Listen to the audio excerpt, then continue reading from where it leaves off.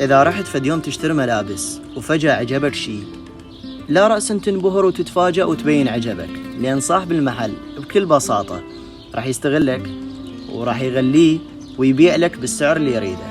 رباط السالفة، خليك هادي، تعامل ويا الأشياء الحلوة كأنه هي شي عادي، لا مجرد ما تشوف شي حلو تبين إعجابك وحبك بنفس الدقيقة. لا تنطي الأشياء أكثر من ما تستحق، لا تحب بكل قوتك ولا تهتم بكل قوتك، ولا تنطي من نفسك وسعادتك في سبيل تسعد غيرك. تنطي أكثر من قابليتك تصير حالك حال الخردة، تنصرف تبقى مو مهم.